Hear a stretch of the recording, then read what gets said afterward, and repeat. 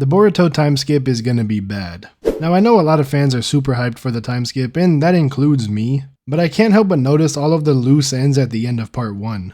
And if these things don't get addressed before the time skip, then it could be a bit underwhelming, at least for me. But before we even get into that, let's discuss whether or not chapter 81 is gonna be the time skip to begin with. So a lot of you guys may remember the art that came out a while ago that depicted an older Boruto and Kawaki seemingly after the big time skip. I think that's fair to say considering Kawaki looks almost exactly how he did in the flash forward during chapter 1, but Boruto looks a bit younger.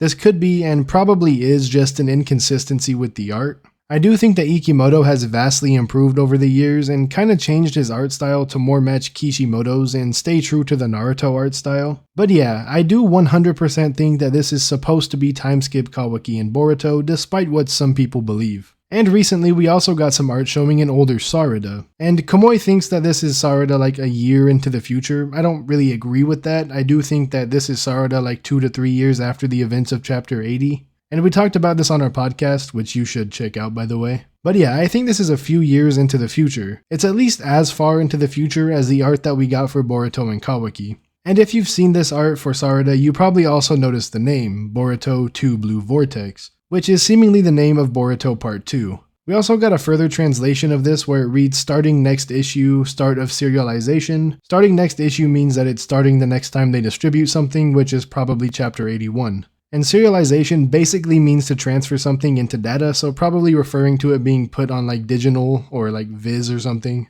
Based on this, it does seem like, yeah, chapter 81 is gonna be the start of Boruto Part 2 or Boruto 2 Blue Vortex. How far into the future are we jumping? I don't know, could be anywhere from 3 months to 3 years, I have no idea. But what I do know is that there are things that need to be addressed before a big 2 to 3 year time skip. Let's start out with the obvious, this panel right here of Kawaki. We saw this in chapter 75 when Boruto was seeing visions of the future that Momoshiki foresaw. These visions in hindsight are all connected to the day that Boruto would quote-unquote lose everything. But when this actually happened in chapter 79, and we saw the aftermath in chapter 80, we never saw this panel appear. The closest thing we got was this panel in chapter 78, but even then it doesn't really match up. We can see that Kawaki doesn't have his horn, we can't see his mouth, and even his arm looks a bit different. Now these panels when we first saw them were from Boruto's perspective and they lined up perfectly with what we saw later on but from a different perspective. This panel here of Kawaki is basically a completely different scene due to the inconsistencies. So no, we have not seen this panel yet, that's just one loose end though. We also need to see Amato's reaction to what's going on.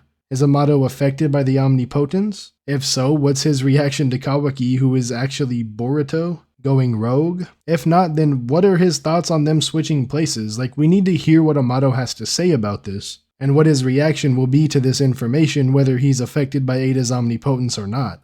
I've talked about how there are many times when it seems like Amato isn't affected by Ada's love charm, so maybe he wasn't affected by the omnipotence?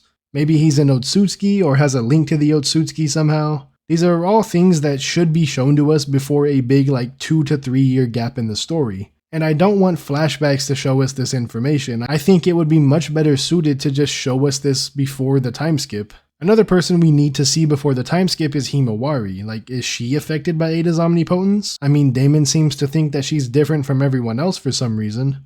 What's all that about? And if she is affected, then what are her thoughts on Boruto, who she thinks is Kawaki going rogue? If she isn't affected, then what are her thoughts on Kawaki lying and taking the place of her older brother? What is she gonna think when she looks at an old family photo and sees that Boruto is there and not Kawaki? I mean, we need to see these things. She should be able to piece it together just like Sasuke did pretty easily. And again, I would hate if we were shown these in flashbacks. I feel like it would be better to just see them before we even get a time skip. We also need to know what Sarada and Sumire are gonna be doing for the extended period of time that Boruto and Sasuke are gonna be out of the village training. I mean, at the very least, Ada should know that Sarada isn't affected by her abilities, so what is Ada gonna do now that she knows this? And on that topic, why are Sarada and Sumire not affected by Ada's abilities? That's another thing that could be explored before the time skip. Granted, that one could be explored later on, but there are a lot of things that should be covered before we get a substantial time skip. And I feel like if they aren't covered or